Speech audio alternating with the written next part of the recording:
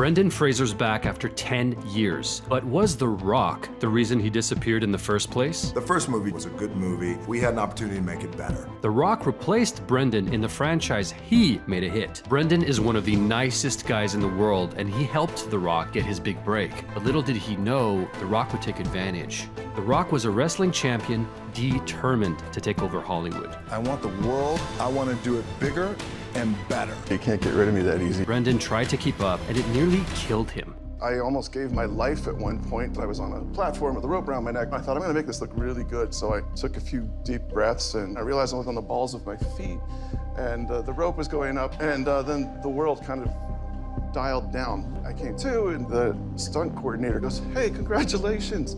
You've just joined the club with Mel Gibson. He got choked out on Braveheart, too." Why would he put himself through that? Because throughout his career, Brendan always wanted to please people. I think I was just so game and ready to go no matter what that they figured, well, heck, he's here, he's made up, he's paid for it, we might as well have him jump off the cliff. Dude, light him on fire, too. So, I'd just be like, yep, sure, I'll do another one, no problem.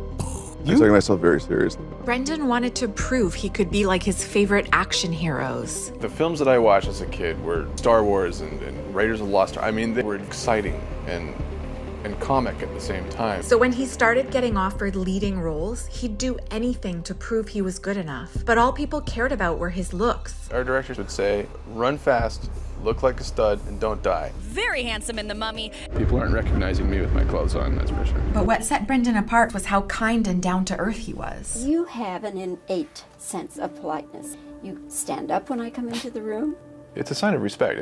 I think he's a lot more gentle, and it comes across. But that backfired because he would do whatever people asked him to. It seems like he was afraid of his career running out. He told GQ magazine, "The phone does stop ringing in your career, and you start asking yourself why." But little did Brendan know that this fear would come true. And even worse, the person who took his place was someone he had mentored. Co-starring in The Mummy Returns, The Rock, ladies and gentlemen. It's like Indiana Jones. He's everything that an action hero should be. The Rock came from the world of WWE and proved he could stand up against other action heroes. And Brendan made him feel welcome. You had said that Brendan Fraser gave you your start in acting. Acting was a long-term goal. And coming from the world of wrestling, I was a little concerned with how I fit in, if I was even going to fit in. Brendan said, come in to my franchise. The Rock quickly got his own spin-off from the series that Brendan had made a hit. So while the world was falling in love with The Rock, Brendan was focusing on his wife and family, but he was still throwing himself into his work. I had been always playing every role that I had as physically as possible. It caught up with me. I had a few injuries that became another injury. Brendan's body was failing him. Slowly, he started to take on less and less work until he disappeared and nobody knew why. Yeah, I remember he looked completely different. Yeah, the media was all over it. They started taking pictures of him and making fun of his appearance. Haters have a lot to say about Brendan Fraser's appearance. He's huge now. Brendan went a bit too hard on the burgers. Holy did he age badly. And the worst part was, now that Brendan didn't have the looks of a typical action hero, it was like the people he worked so hard to please just forgot about him. But what no one knew was that Brendan needed 7 years of surgeries because of all his work injuries. He was in and out of the hospital. He needed multiple surgeries on his spine, a partial knee replacement. He even had to have surgery on his vocal cords. And when Brendan did his first interview in years, everyone could tell something was off.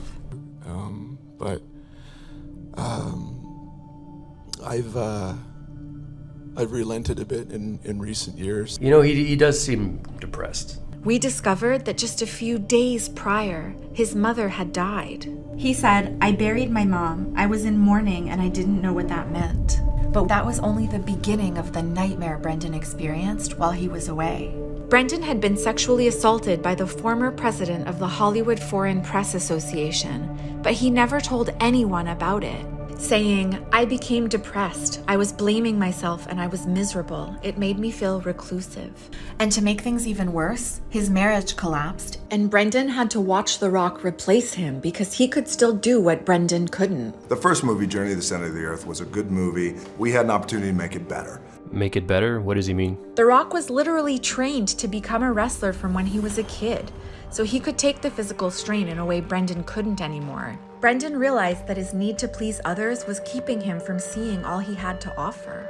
It was around that time that I think I just asked myself, why am I running so far so fast all at once? There's that element of insecurity, and I do not have that any longer. I wanted to get off the merry-go-round, and I reprioritized things. Brendan started living his life for himself and took roles that challenged his acting skills instead of his body.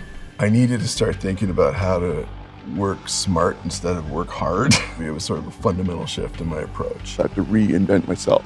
Tom Cruise is rebooting The Mummy. Did that burn you a little bit when you saw that? You're like, come on, man, that's my part.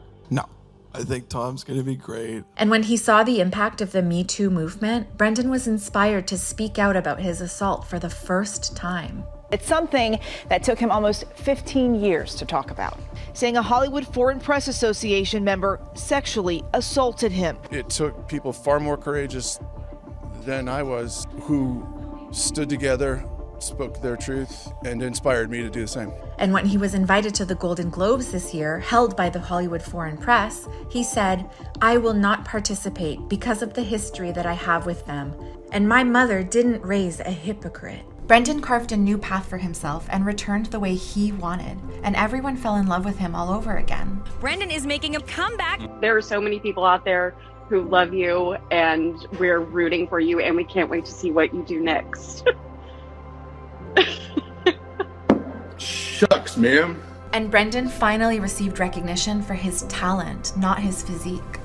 The actor cried tears of joy as he received a 6-minute standing ovation. Thank you. You can be pigeonholed or boxed, stretch and grow and try new things. And The Rock finally spoke out about how Brendan helped his career.